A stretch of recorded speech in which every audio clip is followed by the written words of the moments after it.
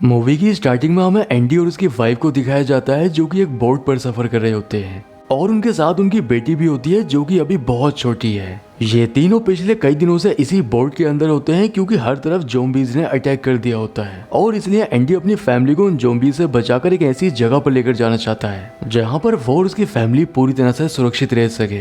अब आगे चलकर एंडी को नदी के किनारे दो बच्चे खेलते हुए दिखाई देते हैं जिन्हें देखकर वो काफी खुश होता है और वो बोट से बाहर आकर उन बच्चों से बात करने की भी कोशिश करता है, पर यह बात उन बच्चों के पिता को अच्छी नहीं लगती है। इसलिए वो एंडी को गन निकालकर दिखाने लगता है जिससे एंडी समझ जाता है कि वो नहीं चाहता है कि वो उनके पास जाए। इसलिए एंडी अपनी बोट को लेकर आगे बढ़ जाता है। रात को एंडी की वाइफ उसे बताती है कि हमारे पास बस 3 दिन का खाना ही बचा हुआ है, इसलिए हमें बोट से बाहर निकलकर शहर की तरफ जाना ही पड़ेगा।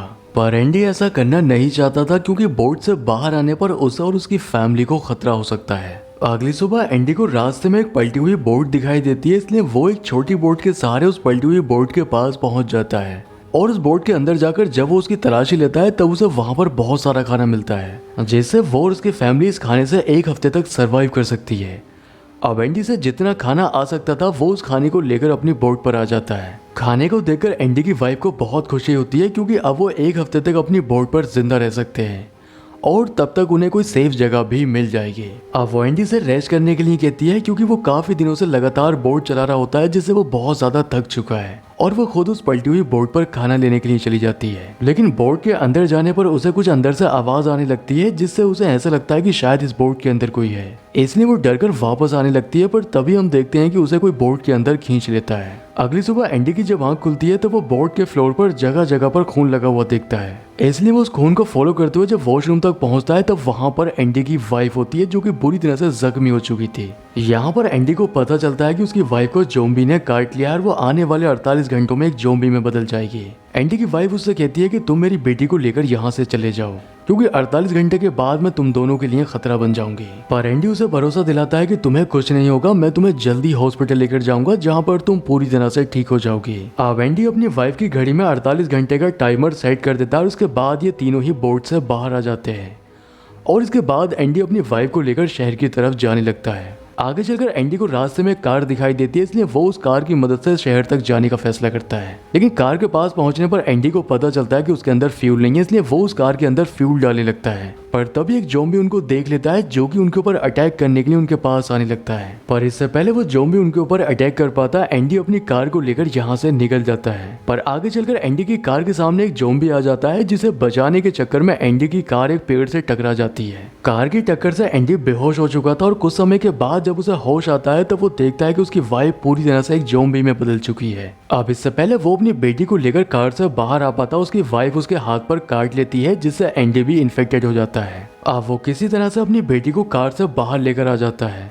अब एंडी को ये फिक्र होने लगती है कि वो इन्फेक्टेड हो चुका है जिससे वो कुछ ही घंटों में ज़ॉम्बी बन जाएगा, इसलिए वो खुद को मारने का फैसला करता है। पर तभी उसे अपनी बेटी का ख्याल आता है कि आखिर उसके मरने के बाद उसकी बेटी का क्या होगा, क्योंकि उसके मरने के बाद उसकी बेटी भी ज्यादा दिनों तक सरवाइव नहीं कर पाएगी। इसलिए वो ये फैसला करता है कि ज़ॉम्बी बनने से पहले वो अपनी बेटी को एक ऐसी जगह पर पहुंचा देगा जहाँ पर वो जिंदा रह सके। अब वो अपनी वाइफ की घड़ी को निकालकर उसमें 48 घंटे का टाइम सेट कर लेता है और अपनी बेटी को लेकर सुरक्षित जगह की तलाश में निकल जाता है।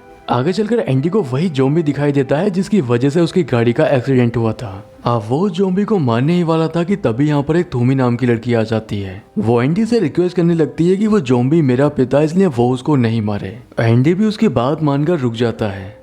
अब इसके बाद थूमी अपने हाथ पर एक कट लगाती है जिससे वो ज़ॉम्बी उसके खून को सूंघता हुआ उसके पीछे चला जाता है। आगे सीन में हम देखते हैं कि एंडी अपनी बेटी को लेकर एक बस्ती तक पहुंच जाता है जहां पर उसकी मुलाकात एक टीचर से होती है। वो टीचर नेचर में काफी अच्छी थी क्योंकि उसे पता होने के बाद भी कि एंडी को ज़ॉम्बी ने काटा है, इसके बाद भी वो उसकी काफी केयर करती है। एंडी अब सोचने लगता है कि वो अपनी बेटी को यहीं पर छोड़कर जाएगा क्योंकि यहाँ से सेफ जगह उसकी बेटी के लिए कहीं और नहीं हो सकती है। पर तभी उसे पता चलता है कि उस टीचर को कैंसर है और वो भी कुछ ही समय में मर जाएगी, इसलिए एंडी अपना इरादा बदल देता है और अपनी बेटी को लेकर यहाँ से चला जाता है। दूसरी ओर हमें थूमी की माँ को दिखाया जाता है जो कि अपने कबीले के लोगों के साथ मिलकर ज़ॉम्बीज़ को मारने का काम कर रही होती है, क्योंकि उसके कबीले के जितने भी लोग ज़ॉम्बी बन चुके हैं वो उनको मारकर अपने कबीले को साफ करना चाहते हैं। इसके साथ ही वो अपनी बेटी थूमी को भी ढूंढ रही होती है जो कि काफी दिनों से गायब है। दरअसल थूमी अपने पिता से बहुत प्यार करती है, इसलिए वो अपनी माँ को छोड़कर अपने पिता के साथ रहती है, क्योंकि अगर कबीले के लोगों को इस बारे में पता चल जाता है कि वो एक ज़ॉम्बी बन चुके हैं तब वो उसे मार देंगे। इसलिए थोमी अपने पिता को एक गड्ढे में छुपा कर रखती है। रात को हमें दिखाया जाता है कि एंडी धीरे धीरे इन्फेक्टेड होने लगा था और उसे चक्कर आने लगते हैं जिससे वो बेहोश हो जाता है। अगली सुबह जब उसकी आंख खुलती है तो वो अपनी घड़ी में टाइमर को देखता है जिससे अब उसके ज़ॉम्बी बनने में सिर्फ 32 घंटे ही बचे होते हैं। अब वो फिर से अपनी बेटी को लेकर किसी सेफ जगह की तलाश में निकल जाता है, पर रास्ते में उसे एक कार दिखाई देती है। इसलिए वो जैसे उस कार के पास आता है, एक आदमी जिसका पैर एक गड्ढे में फंसा हुआ था वो एंडी की तरफ फायर करता है। लेकिन यहाँ पर हमें पता चलता है कि उस आदमी ने एंडी की तरफ नहीं बल्कि एक ज़ॉम्बी की तरफ फायर किया था जो एंडी के ऊपर हमला करने वाला था। यहाँ पर एंडी को पता चलता है कि उस आदमी का पैर कुछ सिलेंडर्स के बीच में फंसा हुआ है, इसलिए वो उसकी कार की मदद से उन सिलेंडर्स को हटा देता है जिससे वो आदमी उस गड्ढे से बाहर आ जाता है। अब वो बूढ़ा आदमी एंडी को लेकर अपने फार्म हाउस आ जाता है जहाँ पर वो उसे अपनी वाइफ से मिलवाता है जो कि बहुत ही जवान होती है। एंडी इस बात से काफी हैरान होता है कि आखिर इतने बूढ़े आदमी की वाइफ इतनी जवान कैसे हो सकती है। अब वो एंडी को लेकर एक जगह पर जाता है जहाँ पर उसने कुछ इंसानों को एक पिंजरे के अंदर बंद कर रखा था। दरअसल वो इंसानों को चारा बनाकर ज़ॉम्बीज़ का शिकार करता है। एंडी को इस बात से भी काफी हैरानी होती है क्योंकि इंसानों को चारा बनाकर ज़ॉम्बी का शिकार करने का ये तरीका सही नहीं है। लेकिन वो और ज्यादा हैरान हो जाता है जब वो पिंजरे के अंदर थोमी को देखता है और उसके साथ एक बूढ़ा आदमी भी था। हालांकि एंडी यहाँ पर उस बूढ़े आदमी से कुछ नहीं बोल पाता है और ये दोनों ही फार्म हाउस वापस आ जाते हैं। लेकिन यहाँ कर एंडी देखता है कि उसकी बेटी उस बूढ़े आदमी की वाइफ के साथ काफी खुश है, इसलिए अब उसे यकीन हो जाता है कि उसकी बेटी यहाँ पर सेफ रहेगी। इसलिए वो एक जगह पर जाकर खुद को मारने की कोशिश करता है क्योंकि अब उसके पास कुछ ही घंटे बचे होते हैं। पर तभी यहाँ पर उस बूढ़े आदमी की वाइफ आकर उसे रोक लेती है और वो उसे बताने लगती है कि तुम्हारी बेटी यहाँ पर सेफ नहीं है।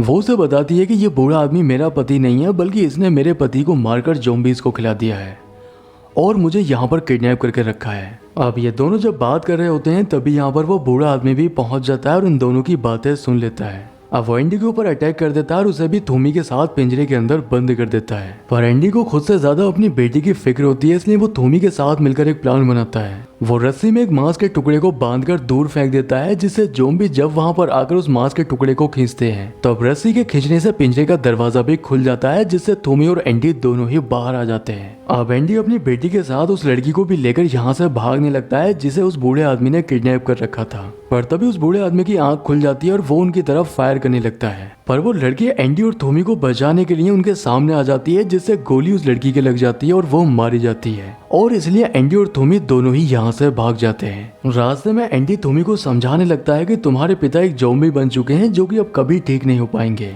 इसलिए तुम्हें अपने पिता के साथ अब नहीं रहना चाहिए। अब थोमी एंडी की बात मानकर आखिरी बार अपने पिता से मिलने के लिए जाती है, लेकिन यहाँ आकर उसे पता चलता है कि कबीले के लोगों ने उसके पिता को मारकर पेड़ के अंदर ही दफना दिया है।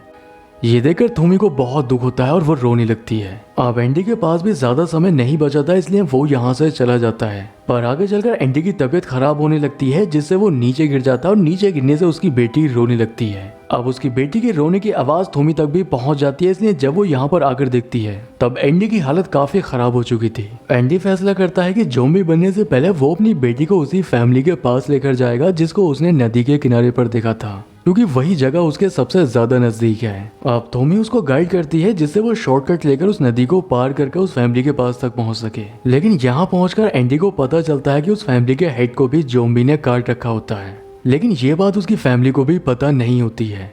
अब वो आदमी एंडी को फिर से अपनी गन दिखाने लगता है जिसके अंदर 6 गोलियां थीं। वो एंडी से कहने लगता है कि इनमें से 3 गोलियां मैं अपनी फैमिली के और 1 गोली खुद के मारूंगा, बाकी इसमें 2 गोलियां बचेंगी, अगर तुम चाहो तो खुद के और अपनी बेटी के भी मार सकते हो। पर एंडी ऐसा करना नहीं चाहता था, इसलिए वो यहाँ से जाने लगता है। पर जैसे ही वो कुछ दूर पहुंचता है उसे कुछ गोलियां चलने की आवाज आती है जिससे वो समझ जाता है कि उस आदमी ने खुद को और अपनी फैमिली को मार दिया है। अब एंडी के पास भी कुछ ही समय बचा होता है, इसलिए वो उस आदमी की गन उठाकर खुद को मारने का फैसला करता है। लेकिन तभी यहाँ पर थोमी आकर उसे बताती है कि वो अपने कबीले जाना चाहती है और अगर वो चाहे तो अपनी बेटी को उसके कबीले में छोड़ सकता है क्योंकि वहाँ पर वो पूरी तरह से सेफ रहेगी। एंडी उसकी बात सुनकर एग्री हो जाता है क्योंकि वो भी यही चाहता था कि उसके ज़ॉम्बी बनने से पहले उसकी बेटी किसी सेफ जगह पर पहुंच जाए। अब वो अपनी बेटी को लेकर थोमी के साथ उसके कबीले की ओर जाने लगता है, लेकिन रास्ते में एंडी की तबीयत बहुत ज्यादा बिगड़ने लगती है। वो धीरे धीरे ज़ॉम्बी में बदलने लगा था और यहाँ पर हम देखते हैं कि वो मांस की ओर भी अट्रैक्ट होने लग जाता है। अब इससे पहले वो अपनी बेटी के लिए खतरा बन जाए, वो थोमी से कहता है कि अगर मैं ज़ॉम्बी बन जाता हूँ तब तुम मेरी बेटी को मुझसे बचा लेना। वो आखिरी बार अपनी बेटी से प्यार करता है क्योंकि वो जानता है कि इसके बाद वो अपनी बेटी से प्यार करने लायक भी नहीं बचेगा। और ये सीन बहुत ही इमोशनल होता है। अब तभी एंडी के दिमाग में एक आइडिया आता है। वो एक लकड़ी पर मांस के टुकड़े को बांधने लगता है।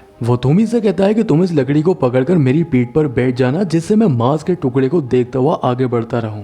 अब थोमी उस लकड़ी को पकड़कर उसकी पीठ पर बैठ जाती है, जिससे एंडी उस मांस के टुकड़े को देखकर आगे बढ़ता रहता है। दूसरी ओर हमें कबीले के लोगों को दिखाया जाता है जो कि ज़ॉम्बीज़ को मारने का काम कर रहे होते हैं, पर तभी उन्हें सामने से एंडी आता हुआ दिखाई देता है, इसलिए वो जैसे ही उसे मारने की कोशिश करते हैं। थोमी की माँ को उसकी कमर पर थोमी बैठी हुई दिखाई दे जाती है, जिसे देखकर वो रुक जाते हैं। अब एंडी धीरे धीरे कबीले के लोगों के पास आ जाता है, लेकिन अब वो पूरी तरह से एक ज़ॉम्बी में बदल चुका था। लेकिन इसके बाद भी वो अपनी गर्दन का इशारा करते हुए कबीले के लोगों से अपनी बेटी को अपनी पीठ से उतारने के लिए कहता है। अब कबीले के लोग उसकी बेटी को उसकी पीठ से उतार लेते हैं और उसके बाद वो एंडी को मार देते हैं। आगे सीन में हम देखते हैं कि कबीले के लोग जब एंडी की बेटी के पेट के ऊपर से कपड़े हटाते हैं तब उसके पेट के ऊपर थैंक यू लिखा होता है। और ये मैसेज एंडी ने ही लिखा था, क्योंकि वो जानता था कि जब उसकी बेटी किसी सेफ जगह पर पहुंच जाएगी तब वहां के लोगों को थैंक यू बोलने के लिए वो जिंदा नहीं बचेगा। इसलिए उसने ज़ॉम्बी बनने से पहले ही अपनी बेटी के पेट पर थैंक यू लिख दिया होता है। अब इसी सीन के साथ मूवी का एंड हो जाता है। दोस्तों, उम्मीद करता हूँ कि आपको वीडियो पसंद आया होगा, इसलिए वीडियो को लाइक और चैनल को सब्सक्राइब जरूर करें। तो मैं आपसे मिलता हूँ अगली वीडियो में।